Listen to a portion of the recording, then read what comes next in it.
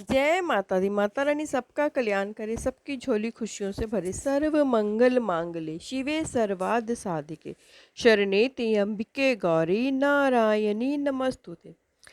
मेरा आज का टॉपिक है मन के हारे हार है और मन के जीते जीत। तन धन सुखिया कोई न देखा, जो देखा सो दुखिया रे।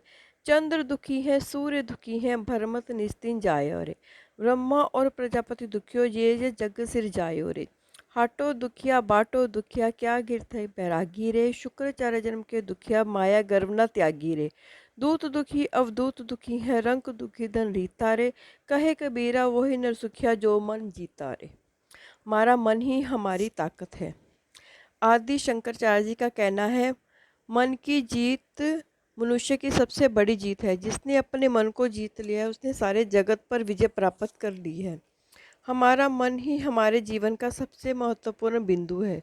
यही हमें हंसाता है, यही हमें रुलाता है, यही खुशियों के ढेर पर लगा देता है, तो कभी यही दुखों की गहरी खाई में धकेल देता है। मानव मन अग्नि के समान है, जो मनुष्य को बुरे और नकारात्मक विचारों में फंसाकर जीवन में आग लगा सकता है, या अच्छे और सकारात्मक विचारों की ज्योति से जीवन को प्रकाशित भी कर सकता है। मन की मजबूती के आगे निर्धनता, दुर्भाग्य, मुसीबतें या बाधाएं टिक नहीं सकती हैं। मजबूत मन और दृढ़ आत्मविश्वास कोई नहीं हरा सकता है। नर हो ना निराश करो मन को, मन की शक्तियों को कभी कमज़ोर ना पड़ने दे। श्री कृष्ण अर्जुन जी से कहते हैं, मन बहुत चंचल, उठम बली और हठी है। मन को वश करना वायु को वश करने के समान है। इसी आधार पर शास्त्रों में मन की कुछ विशेषताएं बताई गई हैं। मन कभी स्थिर नहीं होता, एक सेकंड में हजारों मील दूर की उड़ान भर लेता है, इसलिए मन को चंचल कहा गया है। मनुष्य का मन सदैव अतृप्त भूखा रहता है। इच्छित वस्तु की प्राप्ति होने पर कुछ ही देर में उससे मन भर जाता है और फिर मन किसी नई वस्तु की भूख पैदा हो जाती है। मन बड़ा मूर्ख है, बार बार समझाने पर भी नहीं समझता है और राग देश ईर्ष्या अहंकार में डूबा रहता है। मानव मन की एक विशेषता ये है कि ये मैला और दूषित है, क्योंकि इसमें बुरे और निम्न श्रेणी के विचार भी जन्म लेते हैं। मानव मन को पागल भी कहा गया है, क्योंकि ये इंद्रियों का दास बनकर विश्व के पीछे दौड़ता रहता है।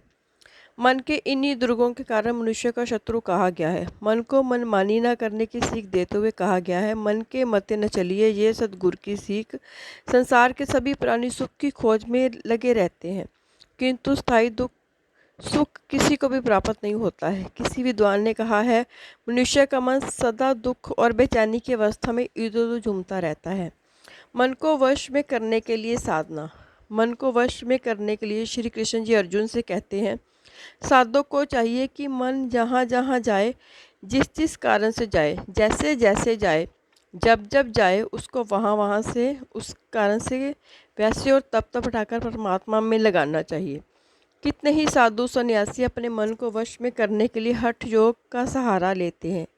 इस प्रकार का अभ्यास प्रत्येक व्यक्ति कर सकता है। जिस चीज़ पर मन जाए, उससे मन को रोकने के लिए यदि हठ करने का अभ्यास किया जाए तो मन उस पर वस्तु पर नहीं टिक जाता है। स्वामी रामकृष्ण जी परमहंस जी टाका माटी का खेल का अभ्यास किया करते थे। वे एक हाथ में टाका यानी कि सिक्का और दूसरे में माटी का ढेला लेते, टाका माटी कहते हुए उन्हें दूर फेंक देते थे। ऐसा अभ्यास वे पैसे के प्रलोभन से बचने के लिए, अर्थात पैसा और मिट्टी को एक बराबर समझने के लिए करते थे। स्वामी रामतीर्थ को सेब बहुत प्रिय थे। किसी भी महत्वपूर्ण काम को करते हुए भी उनका मन सेबों की ओर चला जाता था। एक दिन स्वामी जी ने कुछ सेब लाकर अपने आले में रख दिए, जिससे भी उनकी नज़र सदैव उन सेबों पर पड़े। स्वामी रामतीर्थ का मन बार बार सेबों की ओर जाता और वह बार बार खींचकर उसे दूसरी ओर लगाते। इसी तरह उनका अपने मन से 8 दिन तक युद्ध चलता रहा, जब तक सेब सड़ गए और उन्हें फिर फेंक दिया गया। लेकिन परिणाम ये हुआ कि सेबों के प्रति उनके मन में जो कमजोरी थी वह दूर हो गई और फिर कभी भी इस कार्य को करते हुए मन को सेबों पर नहीं गया। मन से लड़ना व्यर्थ है। मनोविज्ञान के साथ मन को गतिहीन करना संभव नहीं।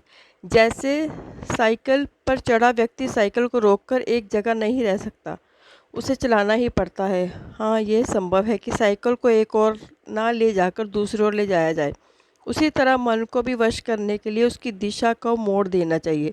इसके लिए गीता में कर्म योग और भक्ति योग का श्रेष्ठ उपाय बतलाया गया है। हमें अपने आप को ऐसा बनाना चाहिए कि जिससे हम अपने मन को संसार के हज़ारों काम में व्यस्त रखकर अर्थात कर्म योग और जो भी करें, ये जानकर करें कि ये परमात्मा की पूजा है। ज्यों-ज्यों सोई परिक्रमा, ज्यों-ज्यों करूँ सो पूजा, सहज समाधि सदा दूर राखो, भाव मिटा ना दूजा। इस तरह हम करने से मन को अपना शत्रु बनने के बजाय मित्र बना सकते हैं। तो हमें अपने कर्म योग से और परमात्मा के योग से योग मिलाकर हम अपने मन को वश में कर सकते हैं। मन को वश में करना कोई मुश्किल नहीं है, बस मन के थोड़ा अधीन चलना पड़ता है। जब हम मन की बात नहीं मानेंगे, तो मन अपने आप समझ जाएगा। थोड़ा टाइम लगेगा लेकिन मन को हम अपने वश में कर सकते हैं। क्योंकि अगर हम इस दुनिया में आए हैं तो हमें लोभ मोह त्याग कर मुक्ति का द्वार भी अपनाना चाहिए, ताकि हम अपना जीवन भय मुक्त, लालच मुक्त और सुखी जी सके। जय माता दी। माता रानी सबका कल्याण करे, सबकी झोली खुशियों से भरे।